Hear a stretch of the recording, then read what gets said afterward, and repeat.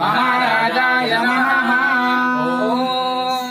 आनन्दो ब्रह्मे दिव्यजानात् आनन्दाद्येव कल्विमानि भूतानि जायन्ते आनन्देन जातानि जीवन्ति आनन्दं प्रयन्त विषं विशन्तीति।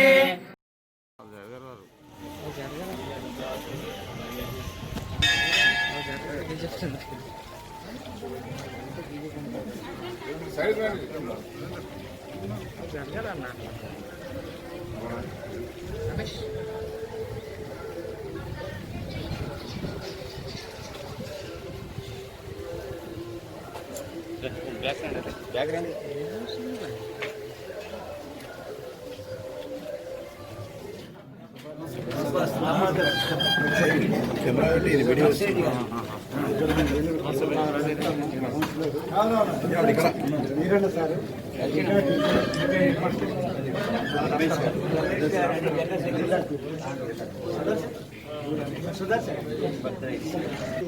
మాజీ గవర్నర్ మాజీ కేంద్ర మంత్రి గారు విద్యాసాగర్ రావు గారు అనంతగిరికి ఇచ్చేశారు.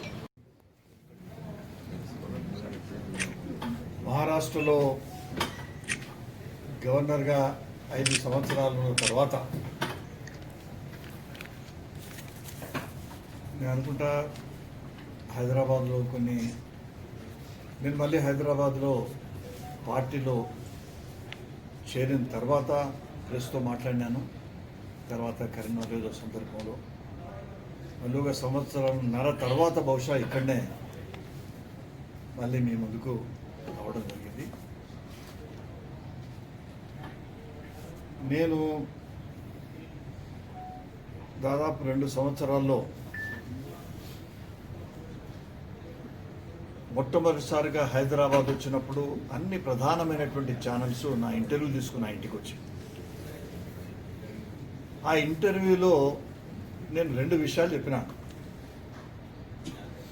సహజంగా అడుగుతారు కదా మీరు వచ్చాను, మరి ఎందుకు తొందరగా వచ్చాను మహారాష్ట్ర నుంచి, ఇంకో 5 ఏళ్ళు ఉంటే బాగుంటుండే కదా, మీరేమైనా ముఖ్యమంత్రి అవుతారా అయింది, లేకపోతే మీతో పార్టీ ఏమైనా అవుతుందా అని చాలా విషయాలు చెప్పడం జరిగింది. మీరే మాకు చాలా విషయాలు చెప్తారు, మాకు అనుకూలంగా చెప్తారు, కొన్ని ప్రతికూలం కూడా అవుతాయి. ఏదైనా మొత్తానికి మంచి సలహాని ఇచ్చినారు. ఆనాడు నేను చెప్పిన 2 విషయాలు. ఒకటి, నేను మహారాష్ట్ర గవర్నర్గా ఉన్నప్పుడు అక్కడ ముఖ్యమంత్రి ఎలక్షన్స్ అయినాయి. నేను ప్రెసిడెంట్ రూల్ పెట్టినప్పుడు ప్రెసిడెంట్ రూల్ పెట్టిన తర్వాత ఎన్నికలు జరిగినాయి. ఎన్నికల్లో భారతీయ జనతా పార్టీ విజయాన్ని సాధించింది. ఫడ్నవీస్ను ముఖ్యమంత్రిగా ప్రమాణ స్వీకారం చేయించేటువంటి అవకాశం నాకు కలిగింది యాజ్ ఎ గవర్నర్గా. రెండవది, తమిళనాడు ఇన్ఛార్జ్. ఆ తమిళనాడు పెద్ద గందరగోళం మీ అందరికీ తెలుసు. జయలలిత గారు చనిపోవడం ఇవన్నీ అయినాయి. అప్పుడు 2 ముఖ్యమంత్రులకు ప్రమాణ స్వీకారం చేయించాల్సిన పరిస్థితి ఏర్పడ్డారు అక్కడ. ఒకసారి పన్నీర్ సెల్వను, తర్వాత ఓపీఎస్, ఈపీఎస్ ఇద్దరికి కూడా ప్రమాణ స్వీకారాన్ని చేయించడం జరిగింది. ఇప్పుడు హైదరాబాద్కు వచ్చినాక నేను భారతీయ జనతా పార్టీ సభ్యునిగా వెంటనే చేరినాను. ఎందుకంటే ఆలస్యం చేయదు కదా, ఆ జీవితంలో గ్యాప్ రావద్దు. చాలా పెద్ద సుదీర్ఘమైనటువంటి చరిత్ర బీజేపీది. బీజేపీని విడిచిపెట్టి ఉండలేం కదా. ఎందుకంటే భారతీయ జనతా పార్టీ కార్యకర్త ప్రధానమైన ఉద్దేశం ఏముంటుందంటే, చివరి కోరిక ఏముంటుందంటే, చనిపోయిన తర్వాత భారతీయ జనతా పార్టీ జెండాను కప్పుకోవాలి. అందుకోసం దాచి పెట్టుకుంటారు చాలామంది పాత కార్యకర్తలు. బాలరెడ్డి గారు నేను ఇప్పుడే అన్న, నాకని చిన్నోడే కానీ చాలామంది ఉంటారు. అయితే నేను ఆనాడు చెప్పింది ఏమిటంటే, నా కోరిక ఏంది, ఇప్పుడు 2 సార్లు 2 రాష్ట్రంలో తమిళనాడు మహారాష్ట్రలో ముఖ్యమంత్రుల చేత ప్రమాణ స్వీకారం చేయించినాను. కాబట్టి తెలంగాణలో తెలంగాణ ముఖ్యమంత్రి ప్రమాణ స్వీకారం చేసే ఆ దృశ్యాన్ని చూడాలని ఉంది అన్నారు. మరి ఎక్కడ చూడాలంటే, గవర్నర్ కాబట్టి నాకు ఇన్విటేషన్ వస్తుంది, మొదలు కూర్చుంటాను నేను దేనికైనా ఫంక్షన్కు. నా ముందు ప్రమాణ స్వీకారం చేసినట్టు ఉండాలి. భారతీయ జనతా పార్టీకి మంచి అనుకూలమైనటువంటి వాతావరణం ఉంది. ఎందుకంటే మహారాష్ట్ర గవర్నర్గా వివిధ రాష్ట్రాలకు సంబంధించినటువంటి మంత్రులు, ముఖ్యమంత్రులు అందరూ వచ్చిపోతుంటారు. కాబట్టి అక్కడ ఉన్నటువంటి స్థితిగతులను చాలా చూడడం జరిగింది. అయితే ఇందులో నాకెంత నమ్మకం ఎందుకుందంటే, తెలంగాణలో భారతీయ జనతా పార్టీ అసలు ఎప్పుడు అధికారంలోకి రావాలి న్యాయానికి? ప్రత్యేక తెలంగాణ ఏర్పడ్డప్పుడు భారతీయ జనతా పార్టీ అధికారంలోకి రాకపోవడం అనేది అది చాలా ఆలోచించాల్సినటువంటి విషయం, రీసెర్చ్ చేయాల్సినటువంటి విషయం. తెలంగాణ కోసం పోరాడింది, తెలంగాణ కోసం నేను సుష్మా స్వరాజ్ గారు లోక్సభలో మాట్లాడి ఉండకపోయినట్టయితే, ఒకవేళ ఆనాడే తప్పిపోయినట్టయితే, ఆ పెప్పర్ స్ప్రే కొట్టినోడో లేకపోతే ఇంకేదో కొట్టినాడు కదా, అప్పుడు ఒకనాడు ఆలస్యమైన టైం లేకుండే రాజ్యసభలో ఒకటే రోజు ఉండే, తెలంగాణ కాకపోయింది. చాలా ప్రయత్నం చేసినాము. ఆ ప్రయత్నాలని ఇప్పుడు మీ ముందు చెప్పాల్సిన అవసరం లేదు, తర్వాత చెప్తాం. తెలంగాణ బిల్లు పాస్ అయిన తర్వాత మరి రావాలి కదా భారతీయ జనతా పార్టీ అధికారంలోకి రావాలి కదా. ఇక్కడ భారతీయ జనతా పార్టీ అధికారంలోకి రావాల్సినటువంటి పరిస్థితులు నిజాం నిరంకుశ పాలన తరువాత ప్రతి గ్రామంలో పోరాటం జరిగింది. స్వాతంత్రం కోసం, విముక్తి కోసం, తెలంగాణ విమోచన కోసం. యావత్ భారతదేశానికి స్వాతంత్రం వస్తే తెలంగాణకు స్వాతంత్రం రాలేదు. భారతదేశానికి స్వాతంత్రం వచ్చిన 13 మాసాల 2 రోజులకే ఇక్కడ స్వాతంత్రం వచ్చింది. ఈ స్వాతంత్రాన్ని తెచ్చింది తెలంగాణ ప్రజలు. సర్దార్ వల్లభాయ్ పటేల్ యొక్క సహకారంతో ఆనాడు బొల్లారంలో త్రివర్ణ పతాకం మొట్టమొదటిసారి 17 సెప్టెంబర్ 1948లో దానికోసం మనంతా ఉద్యమం చేసినాం. ఇంకే పార్టీ ఉద్యమం చేయలేదు. అదే నిజమైంది. ఇప్పుడు అమిత్ షా కూడా అదే మాట మాట్లాడుతున్నాడు, మన హోంమంత్రి. అయితే భారతీయ జనతా పార్టీ అధికారంలోకి రావాలి. ఇక్కడ ఉన్నటువంటి జరిగిన ప్రజలకు అన్యాయాలు, నిజాం యొక్క పాలన ఏ విధంగా ఉండే, బ్రిటిషర్ల సహాయంతో ఇక్కడ ఉన్నటువంటి అప్పుడు భూస్వాములు కానివ్వండి, మారుమూల ప్రాంతంలో జరిగినటువంటి అరాచకాలు గ్రామాల్లో, ఇవన్నీ కూడా నివృత్తి అయినాయంటే ప్రజల పోరాట ఫలితంగా. ప్రత్యేక తెలంగాణ ఏర్పాటైన తర్వాత భారతీయ జనతా పార్టీ ప్రభుత్వం రాలేదు. కాబట్టి ఇప్పుడు ఖచ్చితంగా గతంలో ఉన్నటువంటి పరిస్థితులను మీరు ఆలోచించినట్టయితే ఇక్కడ తెలంగాణ అధికారంలోకి వచ్చి తీరాల్సిందే. అందుకోసమే నేను దాదాపు 2 సంవత్సరాల క్రితం ఏదన్నానో, రేపు రాబోయేటువంటి ప్రభుత్వం అది 2 సంవత్సరాలు అవుతుందా, 3 సంవత్సరాలు అవుతా, అది తొందరగా అవుతా చెప్పలేము మనం. వచ్చేది మాత్రం భారతీయ జనతా పార్టీ ప్రభుత్వం.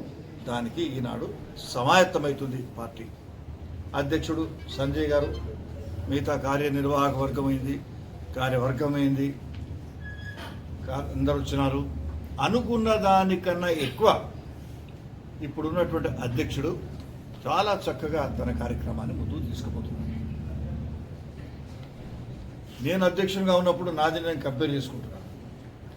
నేను అధ్యక్షునిగా ఉన్నప్పుడు అప్పుడు 4 పార్లమెంట్ సీట్లు ఉంటే 12 అసెంబ్లీ స్థానాలు ఉంటే నా రికార్డ్ బ్రేక్ కావాలి కదా, వచ్చే ప్రెసిడెంట్ చేయాలి కదా. రికార్డ్ బ్రేక్ కాకపోతే ప్రభుత్వం బ్రేక్ కాదు కదా. ప్రభుత్వం రావాలంటే ఉన్న రికార్డ్ బ్రేక్ కావాలి కదా. ఇప్పుడు 4 ఎంపీలు అయినాయి. మొత్తానికి ఇంకా అసెంబ్లీలో రావాలి. ఇంకా రికార్డ్ బ్రేక్ కాలేదు. ఇంకా రేపు రికార్డు బ్రేక్ అంటే ఇక ప్రభుత్వం అవడే. ఇంతకుముందు రికార్డు నేను అధ్యక్షునిగా ఉన్నప్పుడు రికార్డు 12 మంది సభ్యులు, ఎమ్మెల్యేలు. ఇప్పుడు మొన్న ఎక్కువైంది ఒక ఆయన, 2 సభ్యులే. 2 సభ్యులు అనేది చాలా మంచిది. భారతీయ జనతా పార్టీకి చాలా శుభకరం. ఎందుకంటే పార్లమెంట్లో కూడా 2 స్థానాలు ఉంటేనే భారతీయ జనతా పార్టీ ప్రతిపక్ష పార్టీగా ఒక అపోజిషన్లో 2 స్థానాలు, కనీసం ప్రధాన ప్రతిపక్షం కూడా కాదు, 2 స్థానాలు భారతీయ జనతా పార్టీకి ఉంటే మరి భారతీయ జనతా పార్టీ అంచెలంచెలుగా ఎదిగి 2 స్థానాల నుంచి భారత ప్రభుత్వాన్ని ఏర్పాటు చేసేటువంటి శక్తి ప్రదర్శించింది, శక్తిని భారతీయ జనతా పార్టీ. దీనికి కారణం 2 డివైడ్ అయింది, భాగారం గుణకారం కాదు. ఆ రెండింటి వెనుక ఉన్నటువంటి భారతీయ జనతా పార్టీ కార్యకర్తల శక్తి, ప్రజల యొక్క మద్దతు ఆ విధంగా ఉంటుంది. ఈ సభ్యులు ఎంతమంది ఉన్నా, ఇప్పుడు 2 సభ్యులు ఉన్నా కూడా ఇక్కడ వికారాబాద్ లేదని కాదు. ఇక్కడ రేపు ఎమ్మెల్యే గెలవడానికి ఉన్నది, ఇక్కడ స్తోమత ఉన్నది, అభ్యర్థులు ఉన్నారు, తర్వాత కార్యకర్తలు ఉన్నారు. అయితే ఎన్నికలు అనేది అది ఎన్నో వాటిని ఆధారపడి ఉంటుంది. 2 పార్లమెంటులు ఉన్న భారతీయ జనతా పార్టీ ఇక్కడ ఇద్దరు కేవలం భారతీయ జనతా పార్టీ శాసన సభ్యులు ఉన్నటువంటి అయితే శాసనసభ భారతీయ జనతా పార్టీ సభగా మారుతుంది. ఇది తప్పదు. అది దీనికి మనం చాలా శ్రమించాల్సినటువంటి అవసరం ఉంటుంది. మనకు అదృష్టం బాగా ఈనాడు భారతీయ జనతా పార్టీకి మనం ఏదో శ్రమ చేసినాం, కానీ మనకన్నా ఎక్కువ మన నాయకులు చేసినారు. ఎంతోమంది త్యాగం చేసినారు, ప్రాణ త్యాగం చేసినటువంటి భారతీయ జనతా పార్టీ ఆర్టికల్ 370 కానీ తర్వాత మిగతా ఎన్నో అంశాల కోసం ఉగ్రవాదులకు వ్యతిరేకంగా దేశాన్ని విచ్ఛిన్నకరం చేయాలనేటువంటి శక్తులకు వ్యతిరేకంగా పోరాడి ఎంతోమంది బలిదానాలు చేసినటువంటి పార్టీ మన భారతీయ జనతా పార్టీ. పార్టీ వెనుక ఎంతో శక్తి ఉంది, త్యాగం ఉంది. అన్నిటికన్నా ఈనాడు నరేంద్ర మోడీ గురించి మనం చెప్పుకుంటున్నాం. నరేంద్ర మోడీ గారి గురించి వారి యొక్క పథకాలు, సంక్షేమ పథకాలు కానివ్వండి, సంక్షేమ పథకాల్లో గతంలో అటల్ బిహారీ వాజ్పేయి గారు జ్ఞాపకం వస్తారు. అతి సామాన్యుని యొక్క జీవన ప్రమాణాలు ఏ విధంగా ఉన్నాయి, మారుమూల ప్రాంతంలో ఒక గ్రామం ఏ విధంగా ఉంది, గ్రామంలో ఉండేటువంటి ప్రజలు తర్వాత పట్టణంలో ప్రజలు ఏ విధంగా త్వరితగతిన వాళ్ళు అభివృద్ధికి రావాలి అనేటువంటి ఆలోచన చేసినటువంటి వ్యక్తుల్లో మహనీయుడు అటల్ బిహారీ వాజ్పేయి గారు. ఆనాడు అటల్ బిహారీ వాజ్పేయి గారి యొక్క ఆలోచన మనకు తెలుసు. గోల్డెన్ క్వాడ్రిలాటరల్ రోడ్స్ ఆయన చేయించింది. కాశ్మీర్ నుంచి కన్యాకుమారి వరకు, సిల్చార్ నుంచి పోర్బందర్ వరకు ఆ రోడ్ల మీద నడుస్తుంటే ఇది భారతదేశమేనా అని అనిపించేటువంటి పరిస్థితి. ఆ మధ్యన వాజ్పేయి గారు వారి సమయంలోనే రోడ్లు అయిపోయినాయి. ఆ రోడ్ల పరిస్థితి చూడడానికి విదేశాలకి వెళ్ళి వచ్చిన వాళ్ళు చూసి ఆశ్చర్యపోయినారు. అంటే గతంలో వచ్చినప్పుడు ఇంత కాలేదు, ఇప్పుడు ఎట్లయింది దాన్ని అంటే త్వరితగతిన పూర్తి అవుతాయి అనడానికి ఉదాహరణ. మనం కూడా ఓసారి ఆలోచించాం. 2-3 సంవత్సరాల లోపటే అంత అభివృద్ధిని సాధించాం.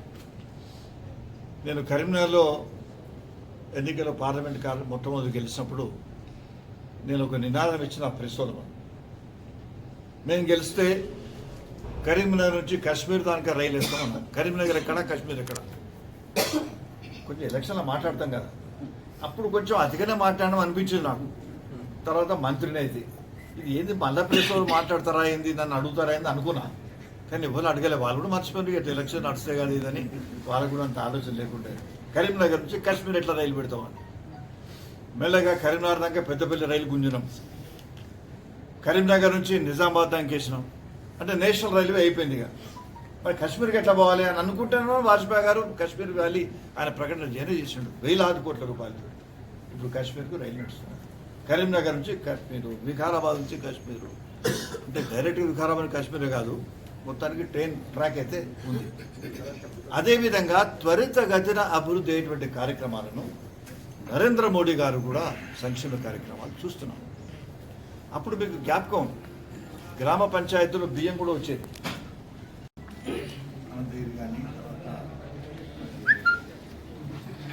అనంతగిరి పేరెందుకు రాలేదు, జిల్లా పేరైతే మంచిగా ఉండేది. మొన్న